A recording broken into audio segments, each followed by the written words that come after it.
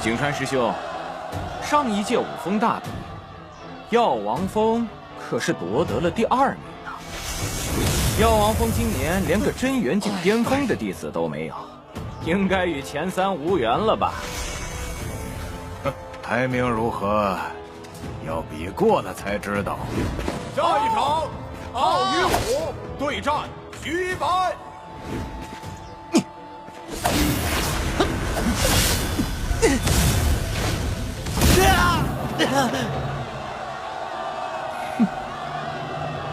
聂风，别以为真元境中期你就多了不起，跟我们浩家做，绝对没有好下场。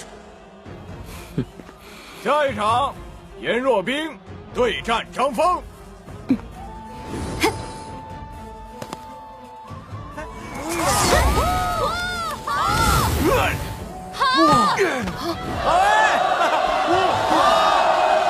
下一场，聂风对战阮星辰。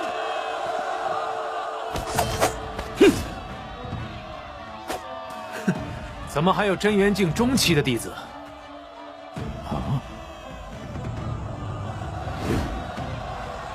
真元境中期都能上场，药王峰这是有多凋零？是啊。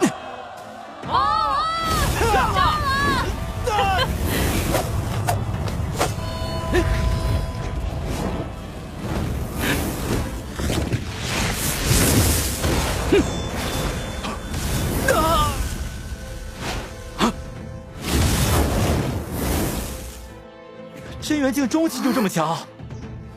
以前从来没听说过这个人啊！聂风，你给我等着！第1轮结束，8人晋级。下一轮，第1场，浩一虎对战岳思明；第2场，浩飞田对战魏雪怡；第3场，浩化元对战颜若冰；第4场，星野对战聂风。景川师兄不必沮丧，聂风和颜若冰能进入8强已是不错。你们怎么这么肯定聂风和颜若冰只到8强呢？景川师兄，你未免太有信心了吧？颜若冰暂且不提，那个聂风和星野之间，可差着2个层次呢。第1场，浩一虎胜；第2场，魏雪怡胜；第3场，浩化元对战颜若冰。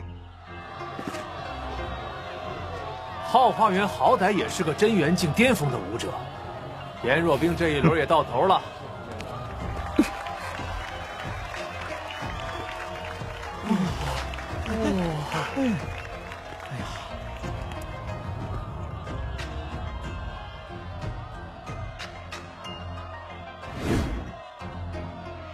以前居然没发现，这颜若冰的美貌可真是不错呀。药王峰颜若冰，请赐教。若冰师妹，师兄让你3招，如何？不必，我若出手，你未必能坚持3招。啊！3招就想战胜浩化元师兄，开什么玩笑？我倒要看看师妹究竟有多强，竟有这种口气。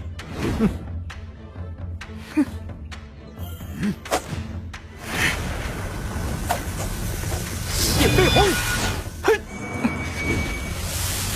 乾冰指。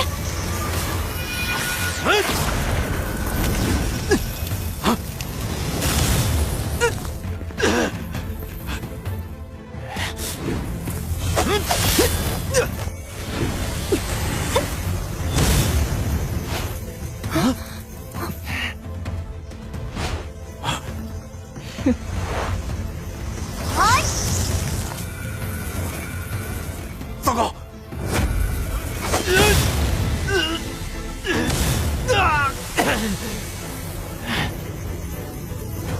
玄冰幻阴印。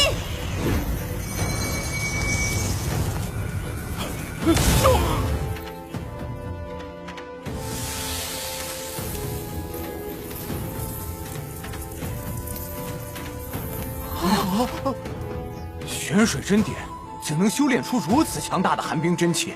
景川师兄，他的寒冰真气如此强烈，是因为他有阴寒属性的特殊体质吧？你藏的可真够深的呀！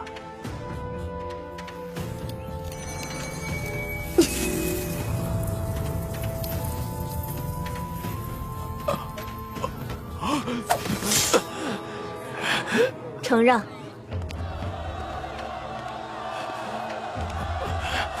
第4场，星野对战聂风。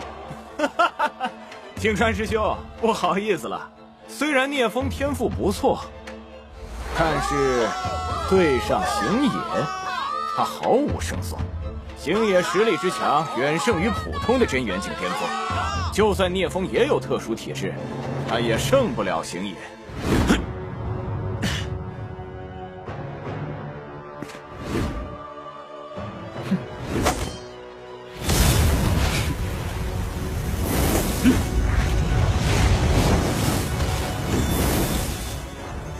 剑意凝石，竟然是剑意凝石！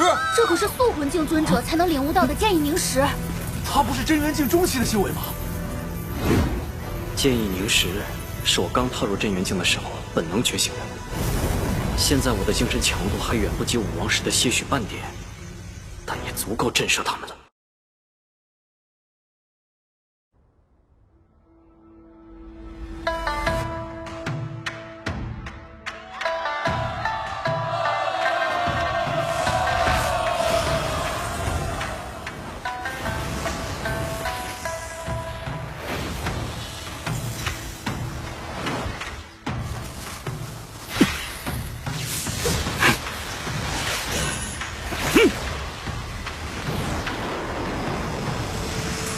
景川师兄，你竟收了2个如此惊艳的弟子，尤其是那聂风，剑道天赋如此出众，日后必成大器啊！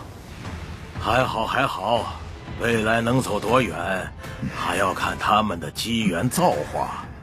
若你们知道他们一个是真阳之体，一个是太阴之体，定会比现在更惊讶。至少现在聂风的修为还不够高，这一战星野必胜。没想到这家伙的剑道天赋这么高，若在同境界同层次，我还真不是他的对手。可惜他现在还是真元境中期，与我差2个级别。你有很强的剑意领悟，可惜修为太低，刀剑无眼，你可得当心了。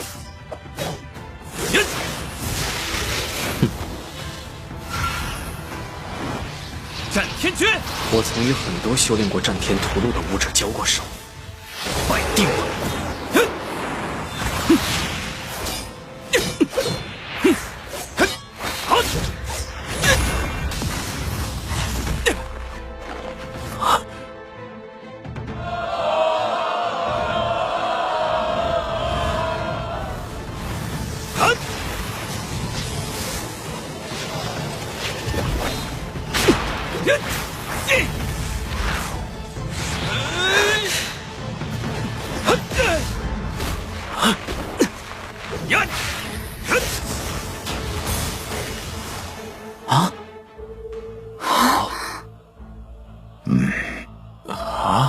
聂风玄火剑法的造诣已经达到登峰造极之境，在他手中发挥出的威力，完全不亚于昊天剑路。聂风竟将玄火剑法修炼到这种地步了。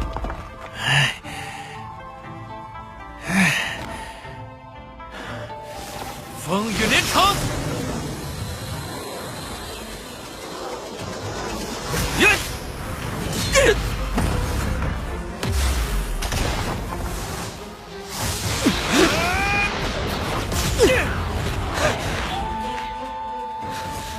烽火连天。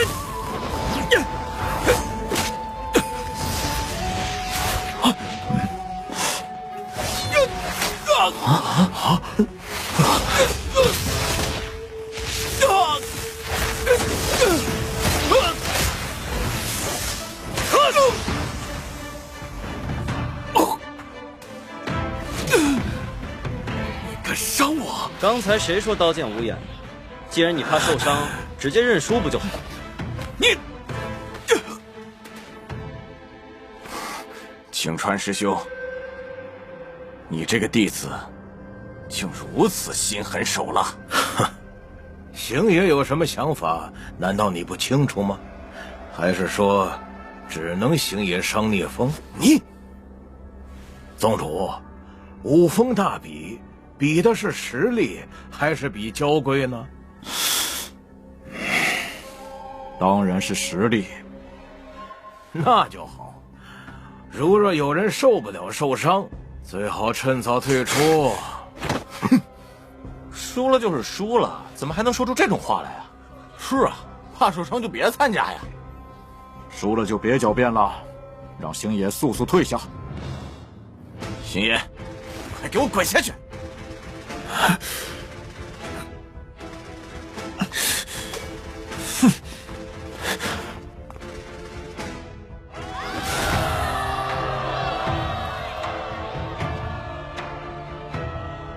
第4场，聂风胜。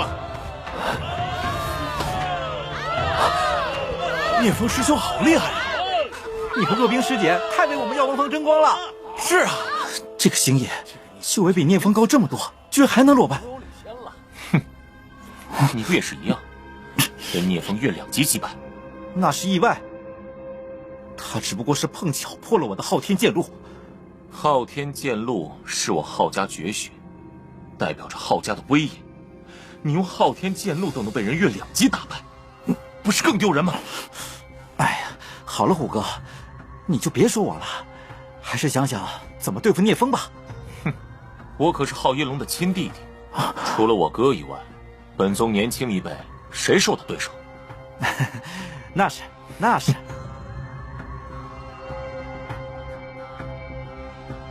最后一轮比试，第1场，由昊一虎对战聂风。昊一虎师兄可是除了昊一龙师兄外，本宗的第1天才。我看聂风的胜算不大。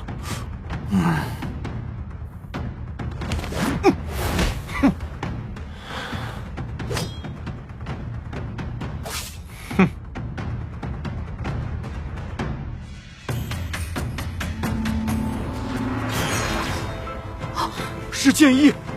唉，聂风这下凶多吉少喽。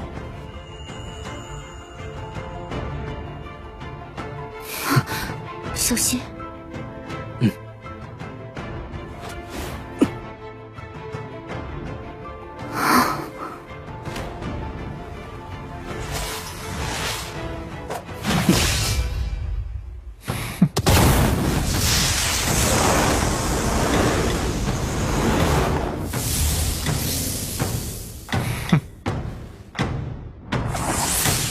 昊天峰昊一虎，请赐教。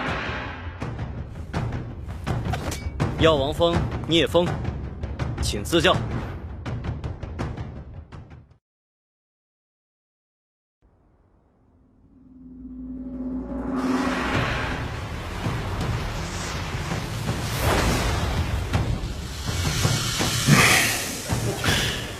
若这一战聂风获胜，那么第1非他莫属。到时候，他就能进入剑塔学习昊天剑典。可昊天剑典向来是昊家弟子才可修习的功法，外姓弟子始终。一虎，此战若败，就去祠堂对着昊家列祖列宗罚跪1个月。啊！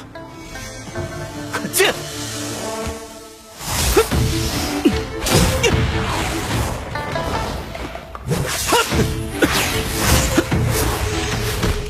玄果剑法。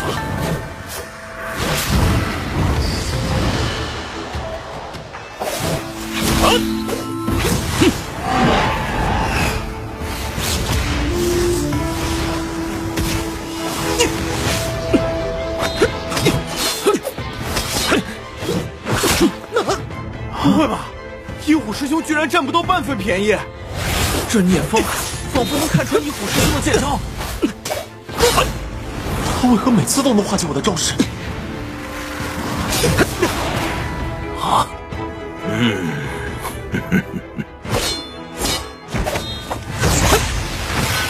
这个聂风，在剑道领悟方面明显胜出一虎许多。一虎每次出剑，聂风都能精准抓住破绽进行反击。你们可不知道我对昊天剑有多了解。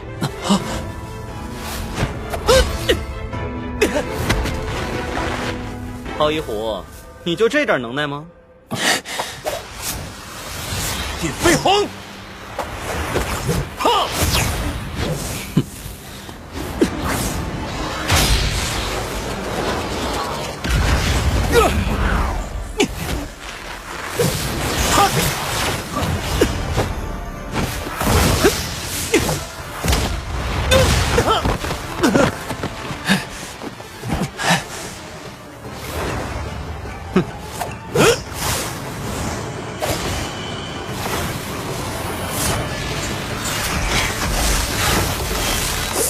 乾坤，七满乾坤虽然剑气密布四周，但每招剑气的威力都不强，只是数量多而已。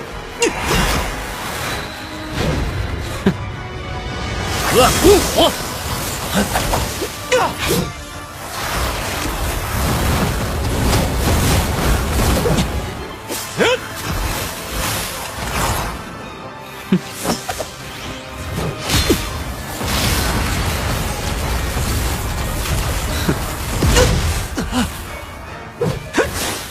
日火狂，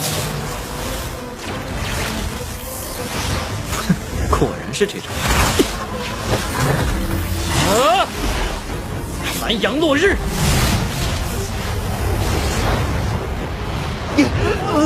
真阳剑诀是我以众多顶尖剑术融合而成，连昊天剑典有过之而无不及。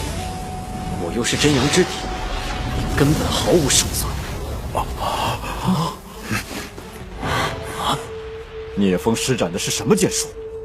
我怎么从未见过？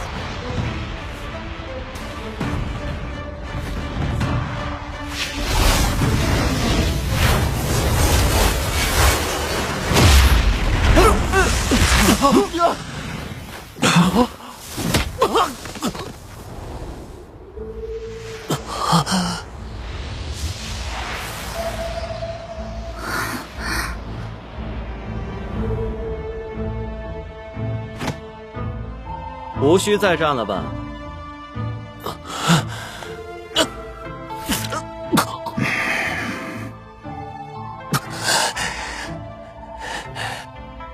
我堂堂宗门天骄，怎会败给你无名小卒？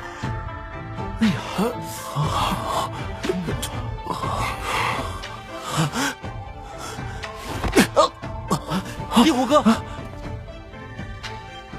庄云。真有你的！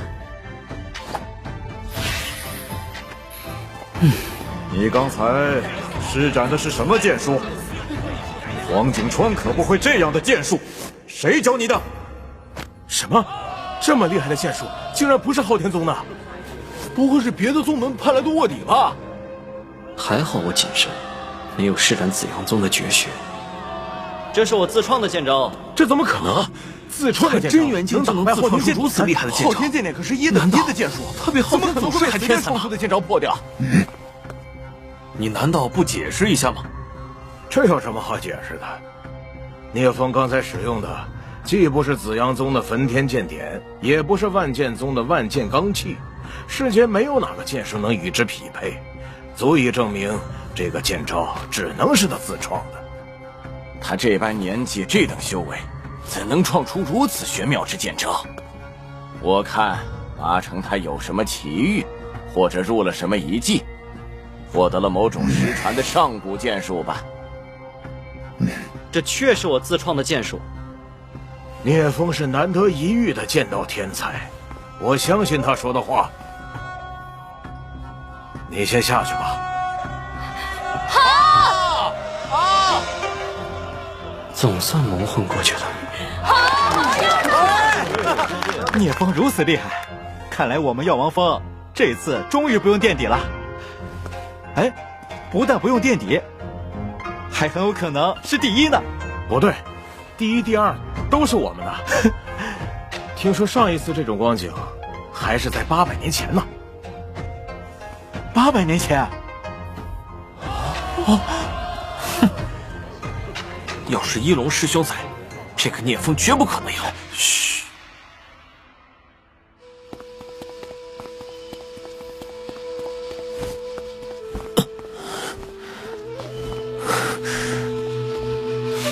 还说我丢人，结果你不也一样？被打败了不说，竟然还装晕。下一场，魏雪怡对战颜若冰。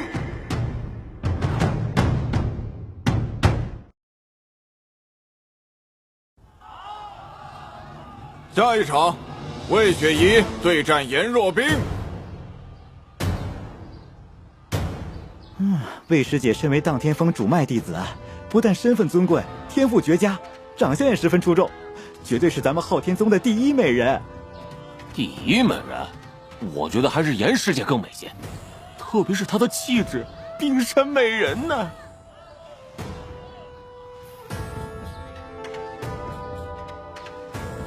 药王峰颜若冰，请指教。荡天峰魏雪怡，请指教。战天八式。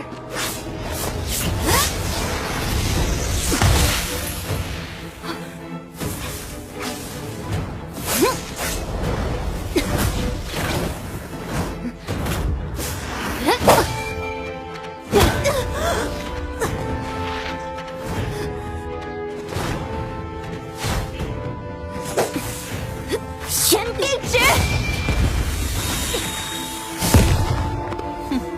雕虫小技。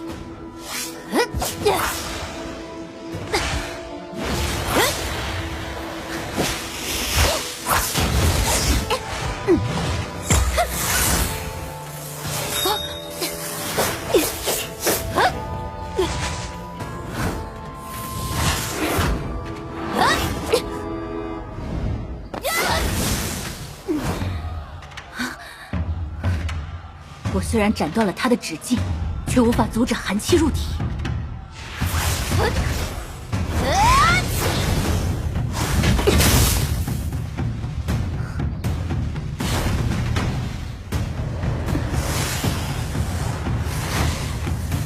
嗨！玄冰幻阴烟。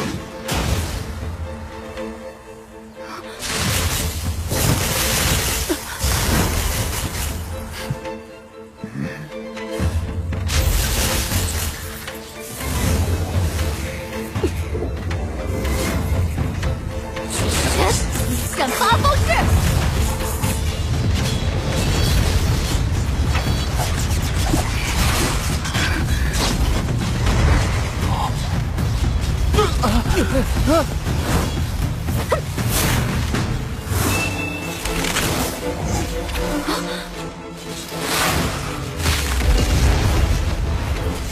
糟糕！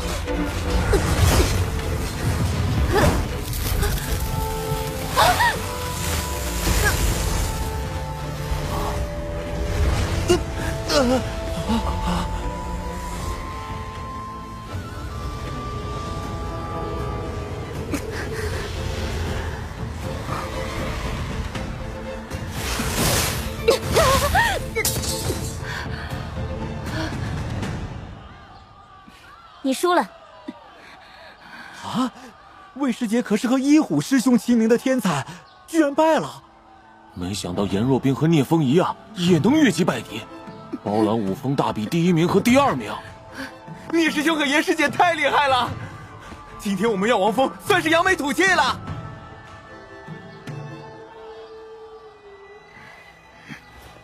聂风、颜若冰，若他们成长起来，日后必会壮大药王峰。到时候，一虎多次刁难聂风，我也曾凭借身份打压过他和黄景川。黄景川世代都是昊天宗之人，应无危险。但聂风心思深沉，不得不防。昊天宗已有一龙这样的盖世天骄，无需多余的外星天才，得寻个时机除掉聂风。这场比试，颜若冰胜。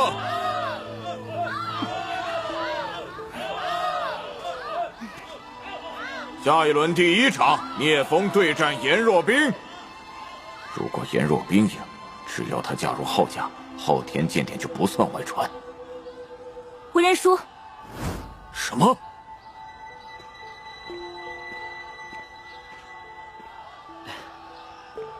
多谢师姐。没事，在我心里，你有资格拿第一。没想到颜若冰竟然弃战。下一场，昊一虎对战魏雪怡。啊？这一战我认输。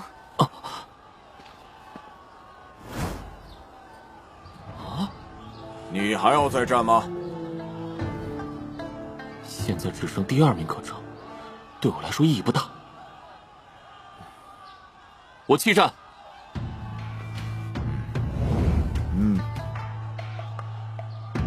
此次武风大比正式结束，第1名聂风，第2名颜若冰，第3名昊一虎。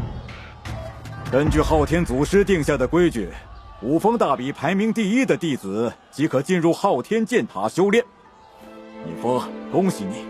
昊天剑塔中有我昊天宗的至高剑术昊天剑典，你进去以后要努力修习，不要辜负了昊天宗对你的栽培。弟子定当全力以赴，不负昊天祖师之期望。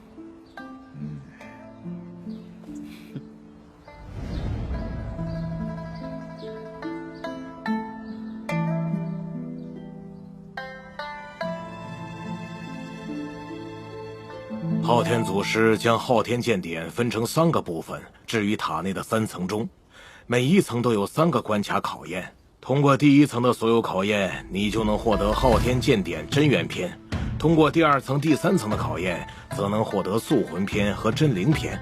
每一场考核的难度都很大。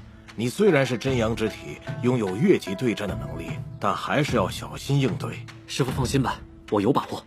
既然你有信心，那就大胆进去闯关吧。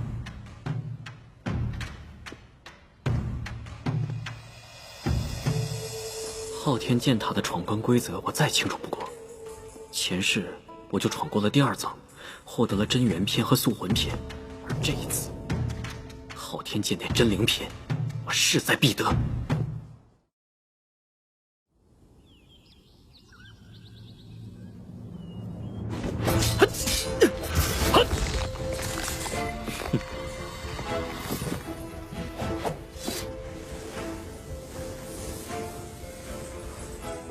真元篇的御剑，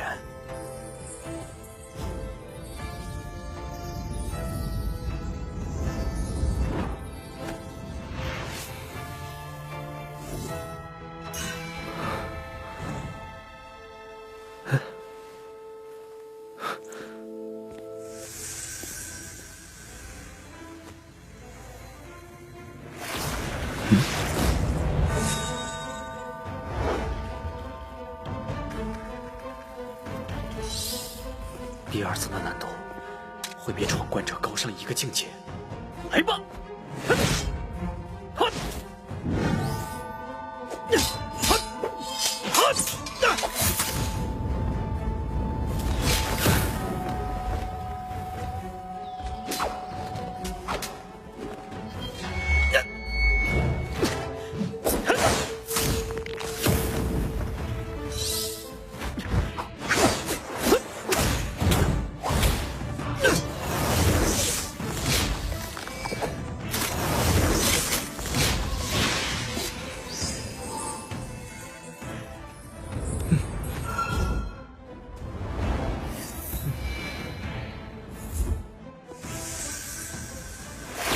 第3层难度会高出2个境界。前世我就止步于此，今生我绝不会输。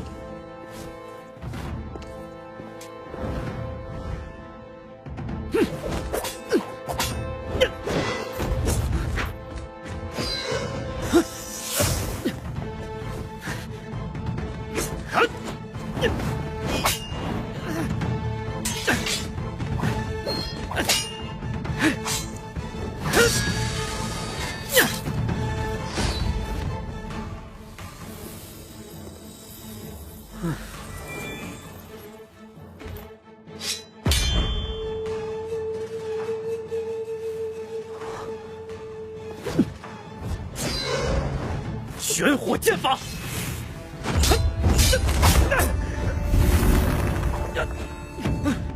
他竟比皓一虎还强。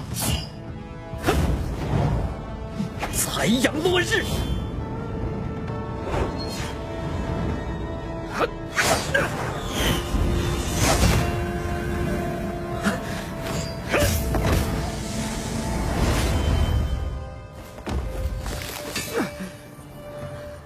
结束了，我终于做到了，遇见他。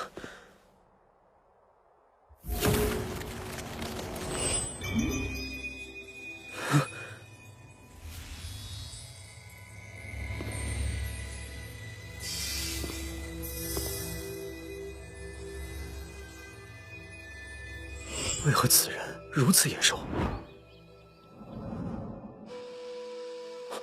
昊天老祖，他怎会出现在此？昊天宗药王峰首座亲传弟子聂风，拜见昊天老祖。没想到还真有人能够闯过剑塔9关，而且还不是我昊天的子孙。为何在他身上感受不到气息？听说，修炼到武圣境界之后，精神意志便可凝实显化，称之为显圣。现在的他，难道只是精神意志？我虽不是老祖您的子孙，但也是昊天宗弟子。一直以来，我最崇拜的人就是老祖。你不是我昊天的子孙，也就没资格学习完整的昊天剑典。我们昊天宗不需要外星天才。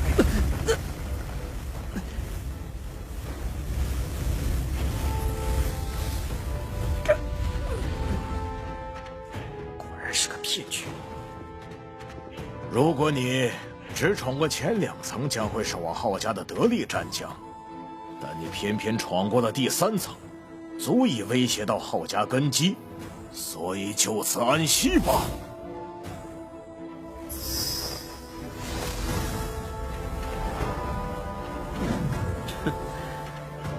昊天老祖，你若真身还在，倒是有资格定我的生死。可惜你现在不过是一道意志分身，也敢在我面前狂妄。哼，小子，胆子挺大呀！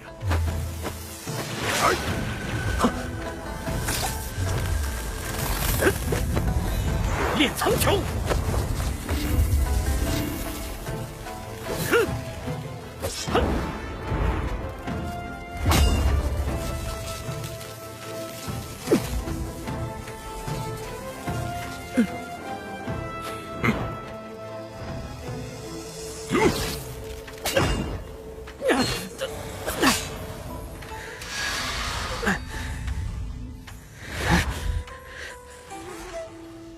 小子，你和紫阳宗是什么关系？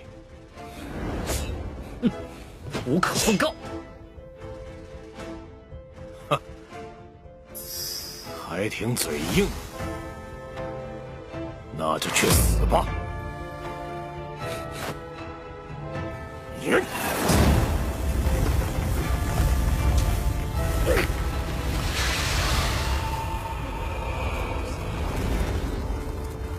不好！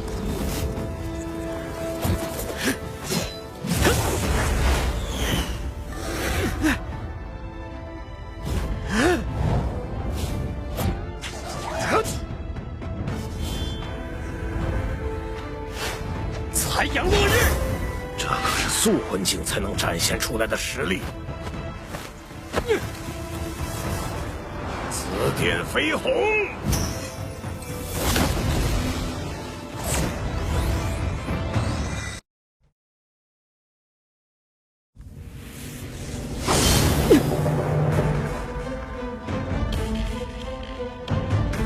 你这是什么剑术？刚才那招叫残阳落日。昊天老祖，再接我一招，阳耀天。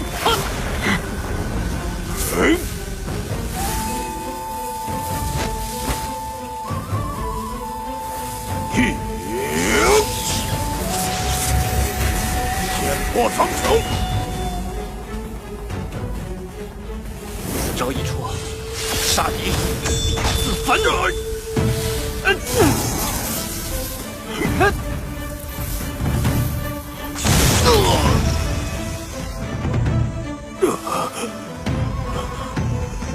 怎么可能？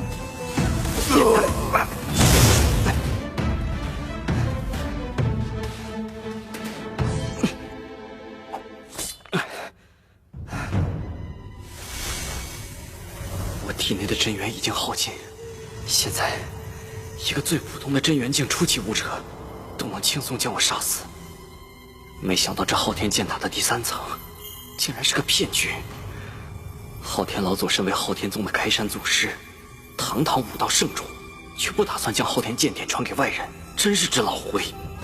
他定是想着，若是外姓弟子闯过1、2层，昊家还能掌控，作为战将培养不会产生威胁；若能闯过第3层，将来如果脱离昊家掌控，就会成为昊家忌惮的存在。最好的办法就是将其扼杀。但是想除掉我，没那么容易。刚才是他的意念，那他的真身，按理说2000多年了，昊天老祖应当不在世了吧？前世，我和昊天宗斗了多年，把昊天宗压得抬不起头来。那种危急形势下，昊天老祖都未现过身。他若还在世，我将避无可避。算了，目前只是猜想，不如先在昊天宗待着。想从昊家手中取得昊天剑典真灵篇，还得另寻他法。哎呀，呀！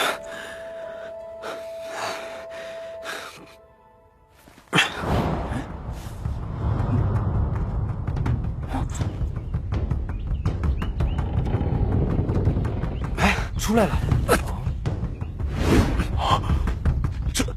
你怎么伤了元气？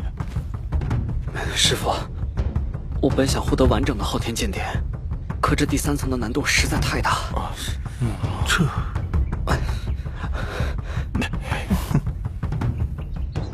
我拼尽全力也没能闯过。何必呢？得到昊天剑典的真元篇和素魂篇已经不错了。若损了武道根基，可划不来。回妖王峰，我帮你好好调理身体。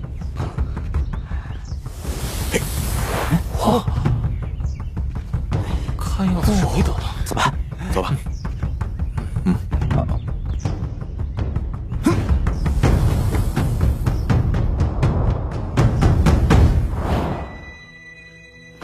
宗主，下去吧。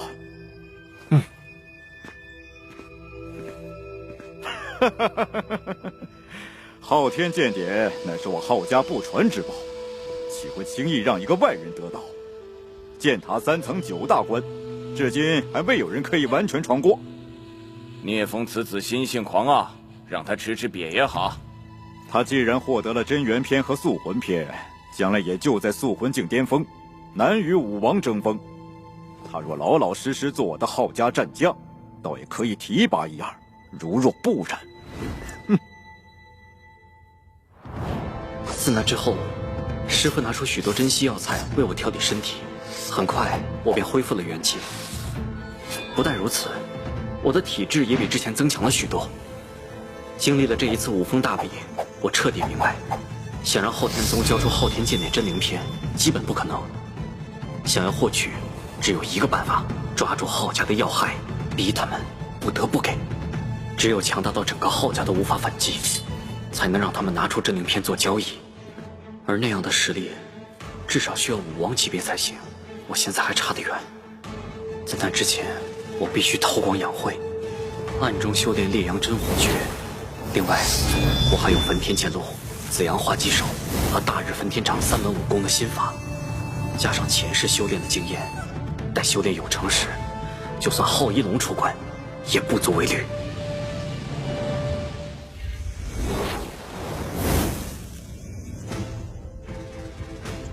这封印秘法着实不错，师父和若冰都没看出我已经突破到了真元境巅峰，还以为我在真元境后期。凤鸣手，在九域大陆的中央，有一个名为炎荒域的地方，在那里有许多古迹和秘境。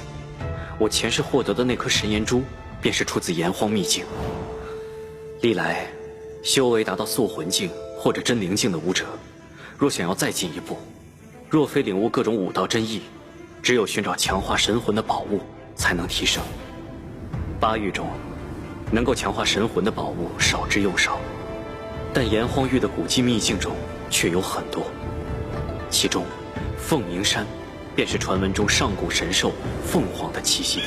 那里的火焰异常澎湃，有着别于他处的天地规则，连真灵境武王都无法踏足。每隔一段时间，那里便会响起凤鸣之声，传遍整个9域大陆。凤鸣的时间，有时相隔100年，有时仅相隔数年。每当凤鸣声出现时，凤鸣山的规则就会减弱。到那时，武者的修为越低，反而受到的压制会越弱。在凤鸣山的山巅之上，有一个凤凰洞，洞中每隔数年就会孕育出一枚形似凤凰的火种，人们称之为凤血精炎。对火焰系武者而言，凤血精炎是十分难得的宝物，若将其炼化，就能大大增强操控者的实力，宿魂境便可越级对战。如果让凤血精炎吞噬火焰进化，进化后能发挥出可怕的威力，越级对战武王都不成问题。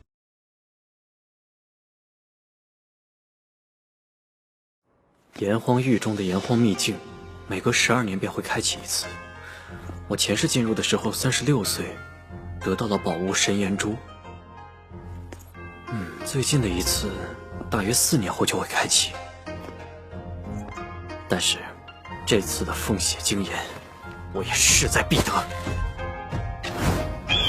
有了凤血精炎和神炎珠，当我达到真灵境时，实力将会远远超过前世。如果再能得到昊天剑典真灵篇，悟出真阳剑诀的第40剑招，到时候，就算面对诸多武王，都可无惧。师弟，师父让我们过去。来了。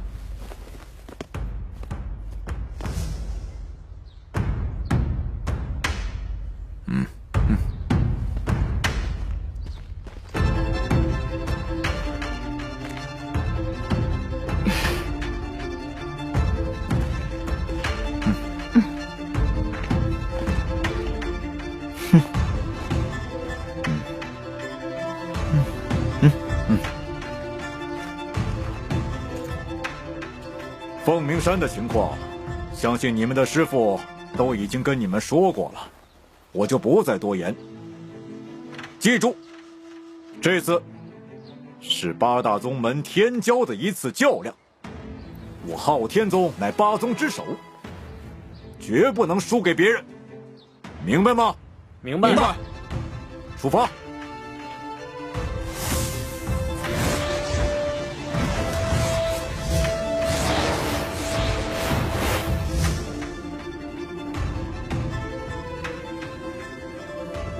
凤鸣山上一次出现凤鸣还是在100年以前，所以这一次凤凰洞内肯定孕育出了新的凤血精炎。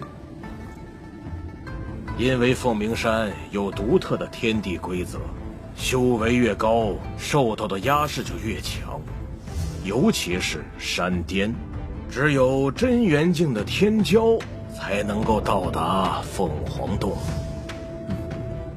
你们2人都是真元境的顶尖天骄，登上山巅应当不难。这凤血精炎不仅可以提升武者的实力，还是炼丹的绝佳火焰。聂风，它对你来说作用极大。徒儿明白。若凭此次同行，可助你师弟一同争夺凤血精炎。凤鸣山上还有一种宝物，叫凤炎玉，能够大大提升火系功法的修炼速度，增强宿魂境武者对火道真意的领悟，十分宝贵。凤鸣山的下层由宿魂境武者搜集，上层则要靠你们这些真元境的天才去寻找。最终能收获多少，就看你们各自的运气了。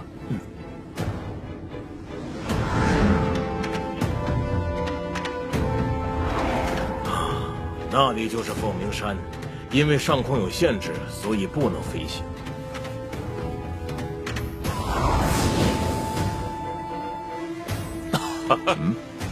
郝朔宗主，好久不见。洪方宗主可好？黄首座，难得见你离开昊天宗啊！偶尔凑凑热闹罢了。灵禅宗和道阴宗距离凤鸣山较远，还在赶来的路上。我们带来的后辈弟子刚刚都上山去了。快来拜见各位宗主。这位是天元宗的袁洪峰宗主，万剑宗的剑空痕宗主，邪王宗的王定武宗主，还有紫阳宗的蓝化阳宗主。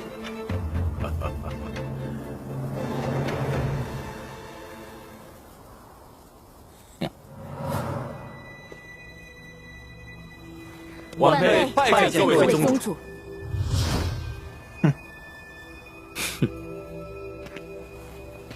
既然他们武宗的弟子已经开始登山，咱们也别落后，去吧。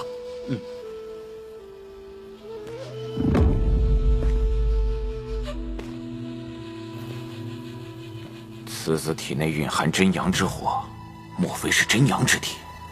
没想到在这儿遇到宝贝了。蓝化阳，前世你我本有师徒之缘，你曾亲自教导我紫阳宗绝学，我对你更是感激不尽。可惜你心存歹念，生生断了这份情谊。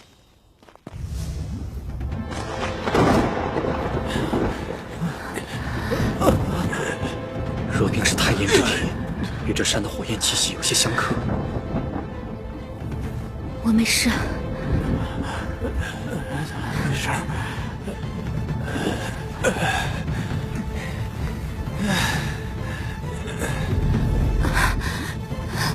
师弟，你不必等我了，先走吧，不然凤血金眼就被别人得去了。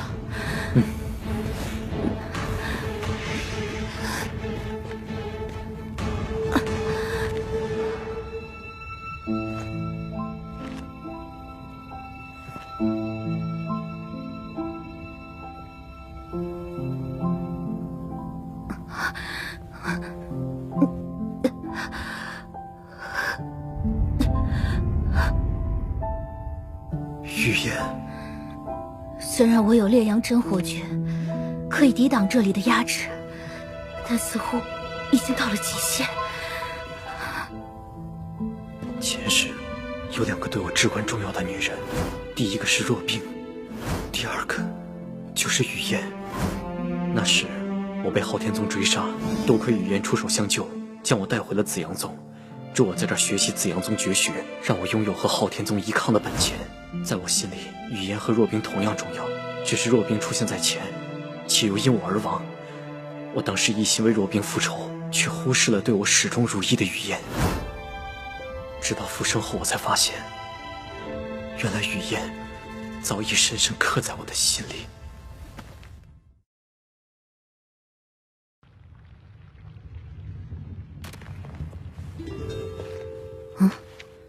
此人为何有一种似曾相识的感觉？你是何人？在下昊天宗药王峰首座弟子聂风，见过雨嫣圣女。你认识我？聂某早有耳闻。雨嫣圣女是8宗天骄弟子中位列巅峰的存在。我如此出名吗？聂公子，我看你体内有极强的火焰气息，甚至超出了真元境的力量。看来，凤血精炎，聂公子是势在必得了。那是，凤血精炎是我囊中之物。不过，我现在还有另一件事要去做。另一件事？你不先去夺凤血精炎，难道去找凤颜玉吗？不，我是去救人。前世，我在此处意外发现了一座阵法，救下了一位被困阵中400年的宿魂境武者剑灵峰。剑灵峰是万剑宗剑家的直系天骄，在凤鸣山开启时，他遭同族暗害，被困在名为离火封天的大阵中。幸好他修炼的是火系功法，靠着吸收凤鸣山天地元气维持生命。400年后修炼至素魂境巅峰，却仍未能破阵。那时，我利用在炎黄秘境中学到的破阵之法将他救出，从此，他便成了我的得力助手。直至他为了救我，死在了昊天宗武王的手中。我若提前救出剑灵峰，便可有备无患。而且以剑灵峰的资质，成为武王并不困难。他越强，我就越有底气。这种地方会有人？你不信干嘛要跟来？不如去找凤颜玉吧。凤颜玉少几块没什么大不了，倒是想看看你说的话是真是假。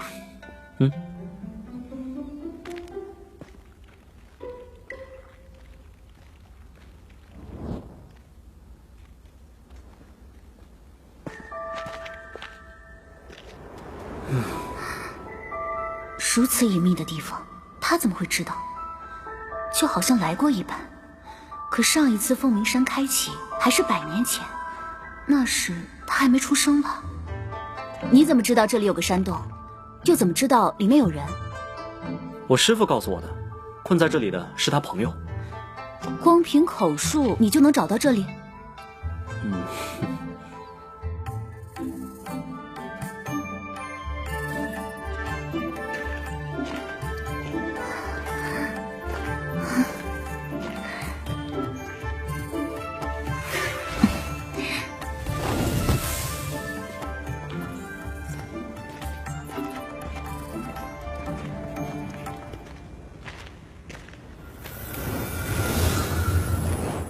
居然有人在这里布置阵法。有人吗？谁？是谁在外面？我乃昊天宗药王峰首座黄景川的亲传弟子聂风，请问需要帮忙吗？黄景川的弟子，黄景川都成了药王峰的首座吗？我被困在此地太久，都不知现在是何年何月了。能再遇故人弟子，已是宽慰。但你帮不了我的。这座阵法只有武王才能破开。这是离火封天大阵，别人解不了，但我能。当真？请阁下稍等，1个时辰后，此阵必破。我剑灵峰竟还能重见天日！我倒要看看你如何破阵。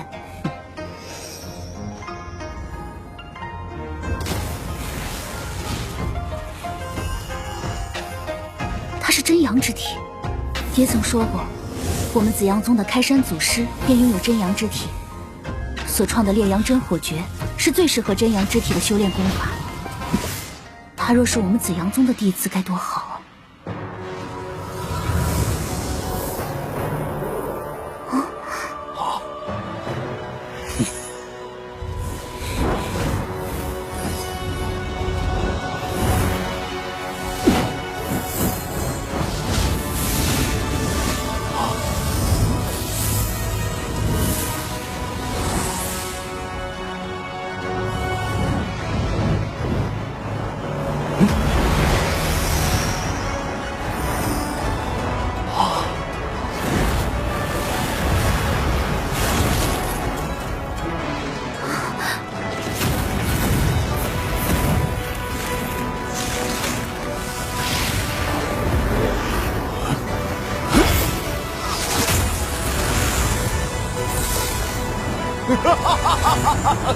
我剑灵峰终于重见天日！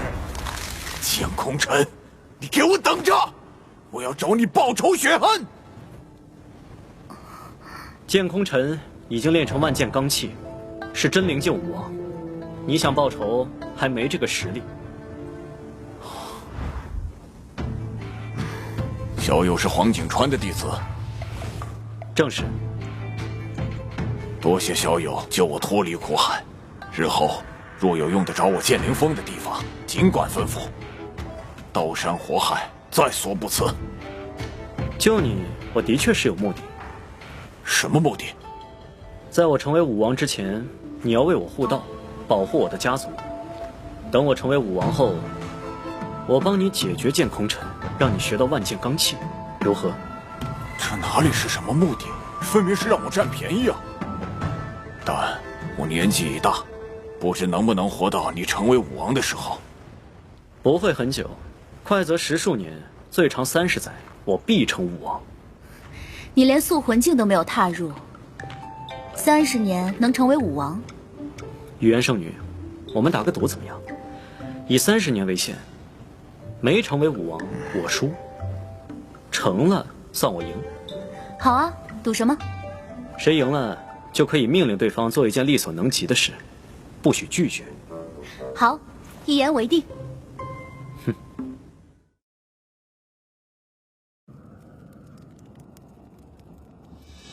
虽然我已年过400，但几十年的时间还是有的。倘若这小子真能拿到万剑罡气，那突破真灵境于我而言轻而易举。小友，现在需要我做什么？你在凤鸣山待了这么多年，对这里的规则压制应该已经适应了。我需要你尽己所能寻找凤颜玉，这样的话就能加快我的修炼速度，也能更早成为武王。这个简单。有他替我寻找凤颜玉，我就可以专心炼化凤血精炎了。你是真阳之体？其实，你的体质进入昊天宗有些埋没了。我紫阳宗的开山祖师就是真阳之体，他留下的武道传承最适合真阳之体修炼。如果你加入我紫阳宗，必然会有大作为。我既已加入昊天宗，若昊天宗不负我，我必不负昊天宗。可惜了。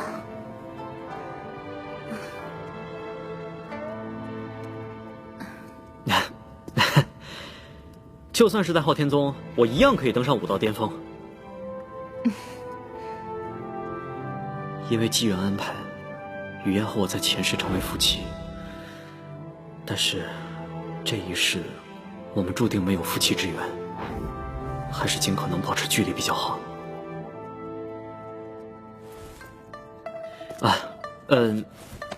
雨嫣圣女，在下要前往山巅争夺凤血精炎，告辞了。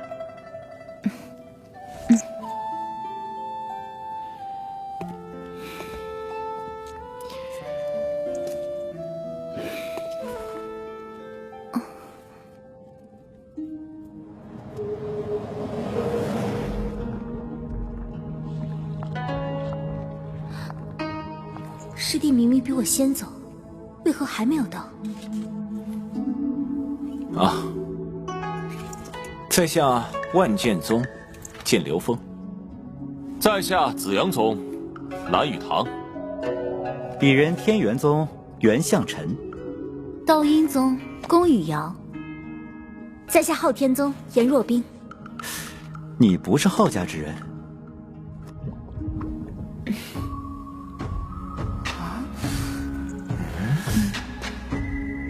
请问诸位有没有见到我的师弟聂风？他应该比我更早登上山巅。目前登上山巅的，就只有我们5人。不可能啊！以聂师弟的资质，应该比我提前上来了。或许是你对他的期望太高了。颜姑娘，在你之前，的确没有昊天宗弟子上来。你那师弟定是去找凤颜玉了。他真的去找凤颜玉了？可凤血精炎的价值更高啊！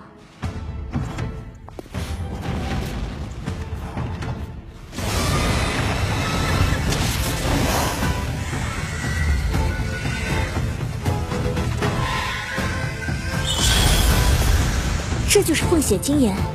不错。凤血精炎与我冰属性天生相克，不过这东西对聂师弟帮助极大。既然他不在，那我替他争。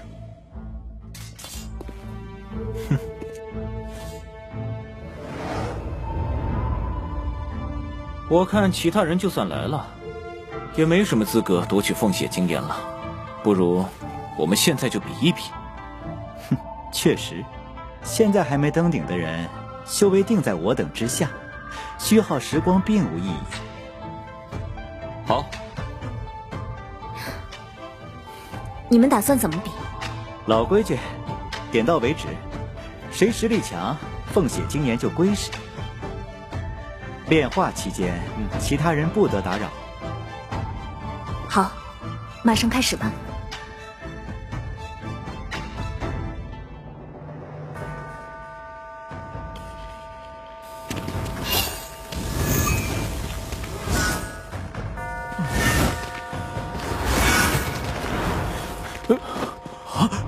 这是哪宗的弟子？速度竟如此之快！从那个方向来，刚才干嘛去了？算了。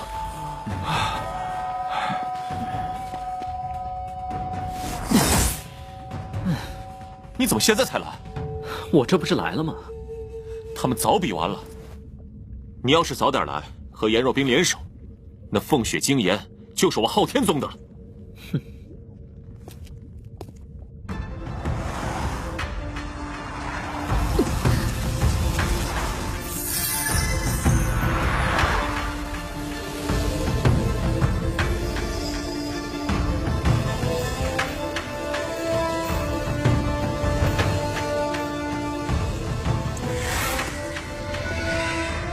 看来比试完了，已经进入了炼化阶段。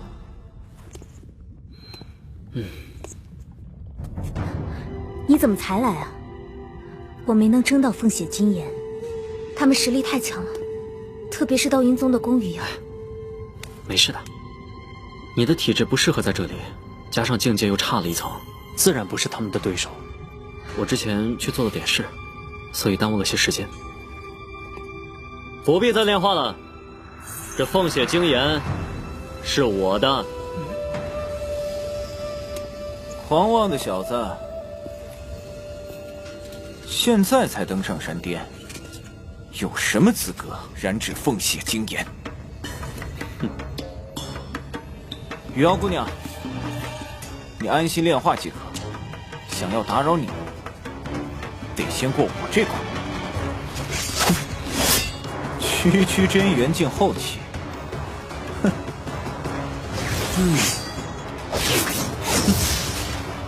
我面前你也敢出剑？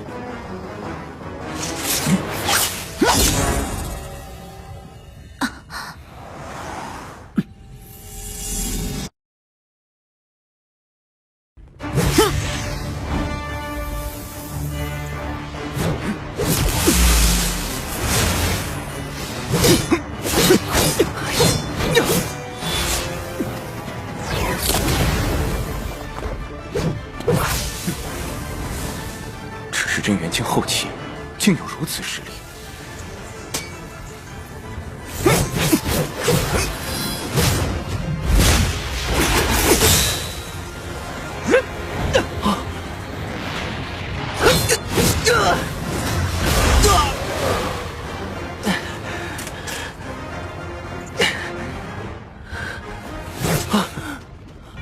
你现在看看，我的实力够资格争夺凤血精炎吗？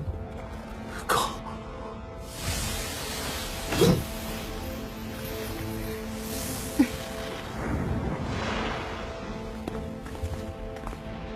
没想到昊天宗除了昊一龙外，还有你这等人物。哼，雨瑶姑娘，你不是我的对手，若非战不可，在下就只能领教贵宗的大道天音了。好，那就请聂公子听上一曲。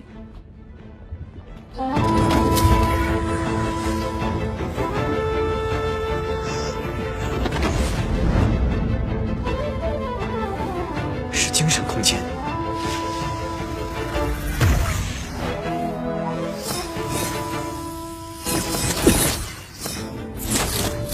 将音律转化为对神魂的攻击，好手段。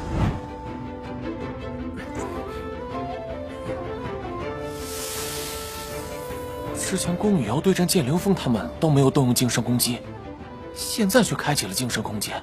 看来在宫羽瑶心中，这个聂风不好对付啊。但是这个聂风再厉害，应该也受不了宫师姐的神魂攻击。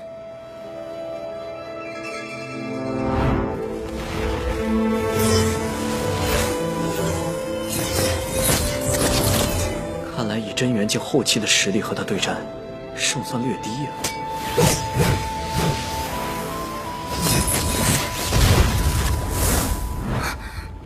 他竟然突破了！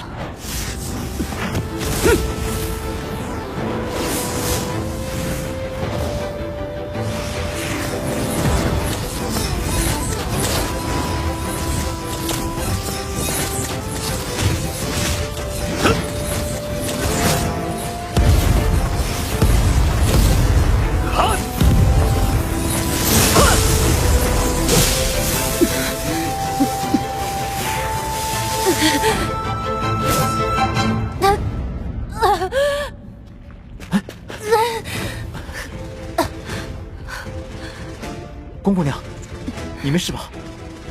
我没事。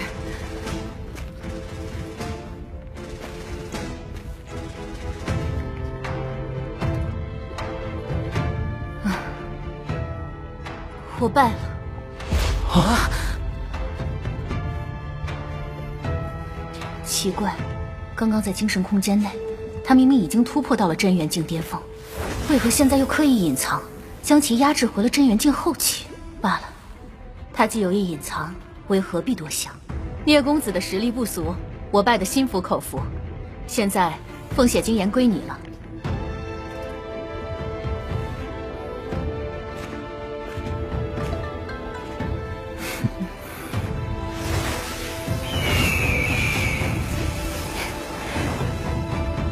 我就知道，你若出手，一定成功。等等，聂风，你为本宗夺得凤血精岩，立下大功。回去之后，我会禀告父亲，让他奖励于你。现在就由我来炼化凤血精岩。让开！聂风，你好大的胆子，竟敢这么跟我说话！想要凤血精岩，凭实力来拿。你是想挑战我吗？聂风，我可是昊天宗宗主之子，你想以下犯上吗？自己没本事就搬出亲爹来压人，我都替你丢人。真是好笑。就是聂风，你给我等着！还上来做甚？东西都变成别人的囊中之物了。哼！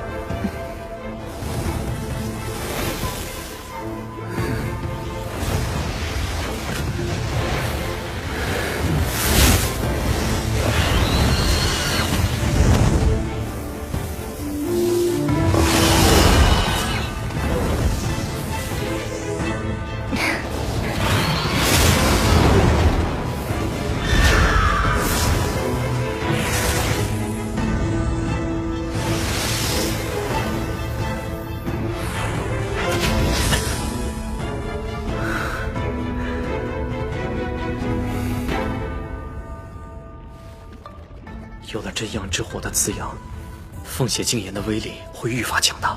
接下来，等炎黄秘境开启，拿下神炎珠，对抗昊天宗的胜算也会增加许多。